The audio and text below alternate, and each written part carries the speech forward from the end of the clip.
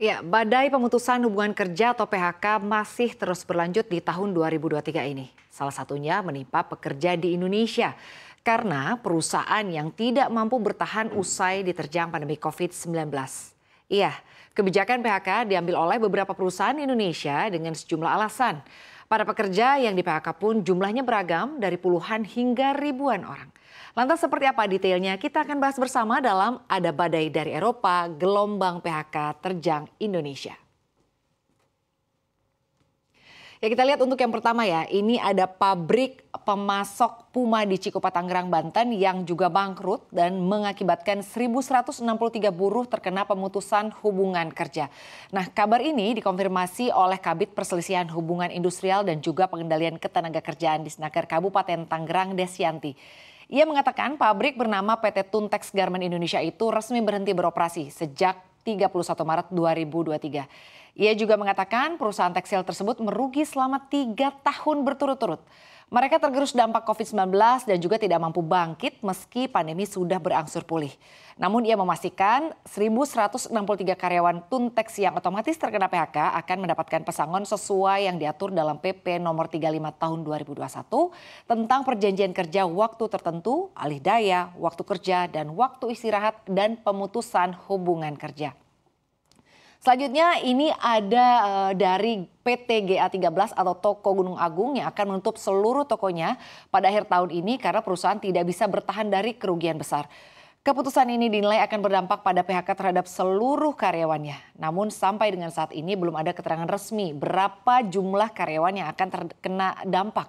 Sebelumnya, Presiden Asosiasi Serikat Pekerja Indonesia atau ASPEK, Mirah Sumirat, menuding toko buku Gunung Agung melakukan PHK sepihak terhadap 350 orang pekerjanya dan Mira mengatakan pihaknya telah mendapatkan laporan pengaduan dan permohonan advokasi terhadap kasus PHK sepihak dan massal yang terjadi secara semena-mena ini. Kemudian ada PT Panarup Industri selaku produsen sepatu Adidas yang juga melakukan PHK terhadap 1.860 karyawannya pada bulan lalu. Namun perusahaan membantah PHK dilakukan secara sepihak seperti yang disebutkan oleh Serikat Buruh. Direktur PT Panarup Industri Budiarto Chandra menegaskan PHK terjadi karena krisis ekonomi global sehingga pesanan yang masuk ke perusahaan anjlok.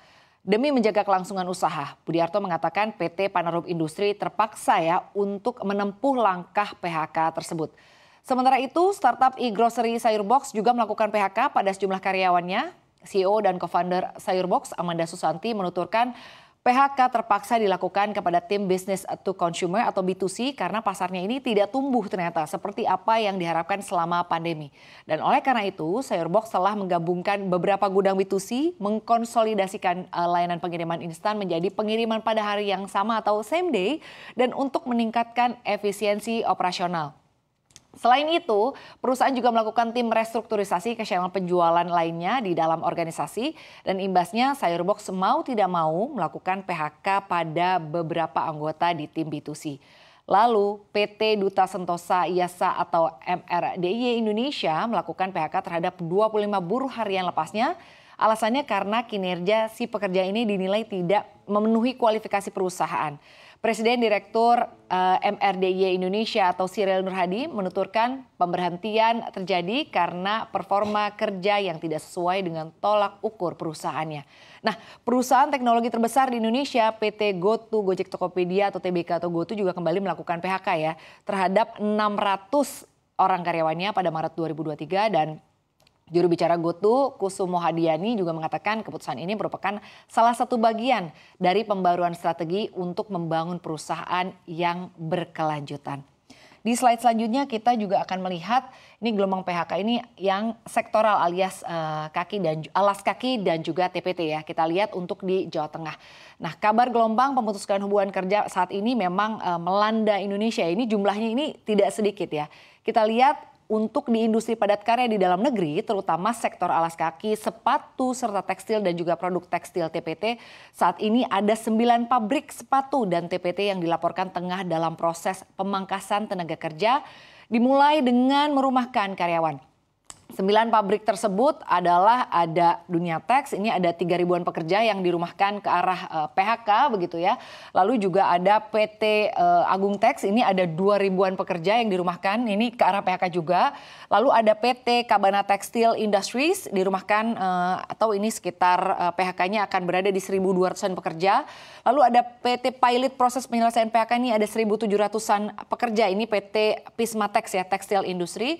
Lalu juga ada PT Sai Apparel Industries yang ini juga akan melakukan ribuan PHK ya karena relokasi sebagian. Dan kini kita lihat untuk yang selanjutnya, ya ini untuk yang berlokasi di Jawa Barat ya. Ini ada PT Pulau Mas yang dirumahkan, ini PHK-nya ada sekitar 800-an pekerja.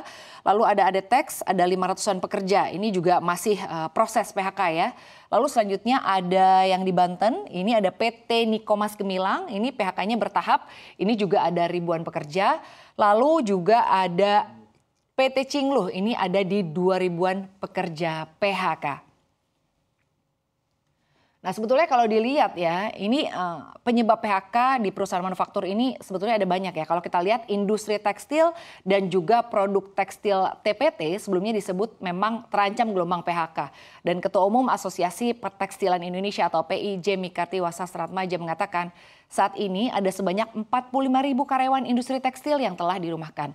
Ia juga mengatakan kondisi ini terjadi lantaran permintaan pasar ekspor seperti misalnya Amerika Serikat dan juga Eropa menurun tajam ya akibat kondisi global yang tidak stabil. Nah, penurunan permintaan berada di kisaran 30% sejak akhir Agustus 2022 dan tidak hanya itu, industri tekstil juga telah mengurangi jam kerja karyawan demi menjaga efisiensi industri. Nah, senada Wakil Ketua Kadin Bidang Maritim Investasi dan juga Luar Negeri Sinta Kamnadi memperkirakan sektor padat karya akan melakukan PHK karena permintaan pasar yang memang menurun atau merosot ya. Sementara itu, Menteri Koordinator Bidang Perekonomian Erlangga Hartarto mengungkap alasan munculnya ancaman PHK di industri tekstil. Ia sebutkan bahwa perlambatan ekonomi yang terjadi pada mitra dagang Indonesia yang juga berimbas penurunan permintaan ekspor. Nah, permintaan yang melambat ini membuat stok yang sudah diproduksi oleh perusahaan menumpuk sehingga terjadi kerugian. Dan karenanya mau tidak mau pelaku usaha harus bisa menghemat pengeluaran dengan memberhentikan pekerja dan dengan kondisi ini Erlangga mengatakan pemerintah akan melakukan kajian dan juga melihat ya kondisi di lapangan untuk bisa mencari solusi agar PHK besar-besaran ini tidak terus terjadi. Ya ini sebetulnya adalah jurus-jurus pemerintah begitu ya mengantisipasi PHK. Nah mungkin kita bertanya-tanya ya apa sebetulnya yang menjadi penyebab PHK untuk di Indonesia sendiri ya. Kalau kita lihat memang ada banyak begitu ya yang menjadi penyebab PHK di Indonesia. Nah tapi perusahaan-perusahaan khususnya perusahaan startup founding partner AC Ventures Pandu Syahri melihat ada beberapa faktor begitu ya yang menjadi penyebab badai PHK terus terjadi di perusahaan rintisan alias startup di dalam negeri dan juga di luar negeri.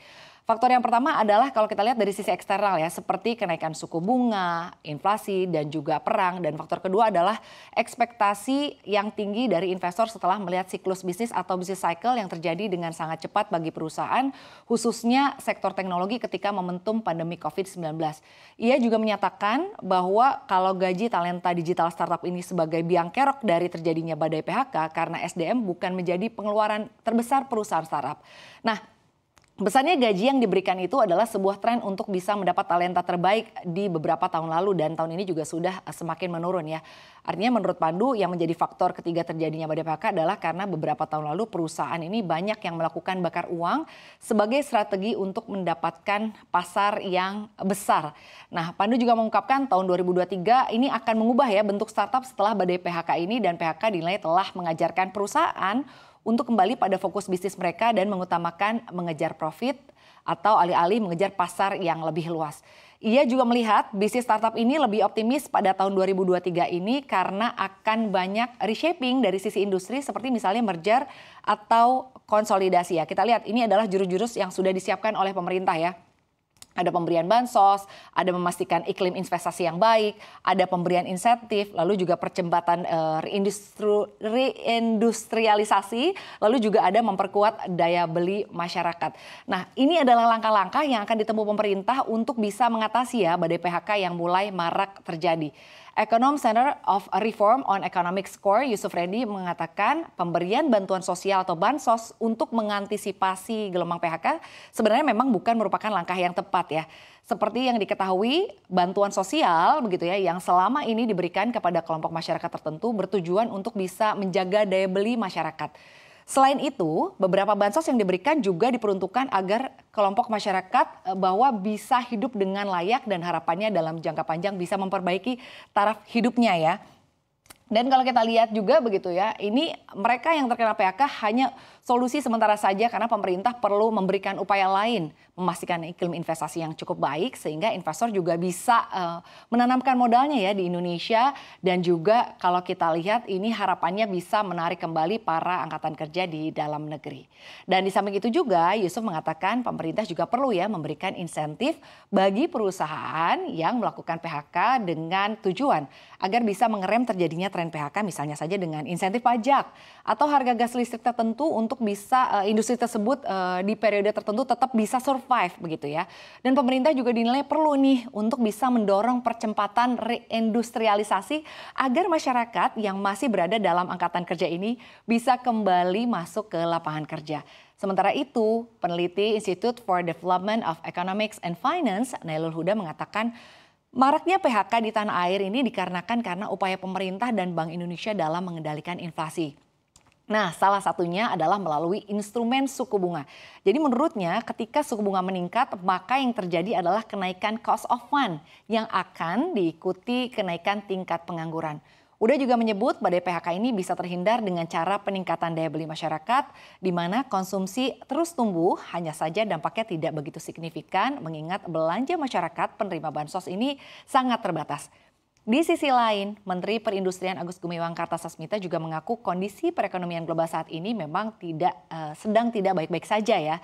Dan karena itu pemerintah akan melakukan penguatan pasar domestik, yaitu memperkuat daya beli yang bisa membantu menopang konsumsi dan ekonomi di dalam negeri. Pemerintah juga akan menyiapkan insentif yang tentunya akan diutamakan kepada industri yang punya multiplier efek tinggi seperti misalnya industri padat karya. Ya kita lihat saja ya apakah jurus-jurus yang diberikan oleh pemerintah ini mampu mengendalikan PHK yang terjadi di dalam negeri. Dan kalau kita lihat tadi memang angkanya tidak sedikit ya. Semoga saja para pekerja dan juga para pegawai yang di PHK ini mendapatkan pesangon dengan selayak-layaknya dan pemerintah segera mencarikan solusi seperti apa agar mereka dapat kembali bekerja.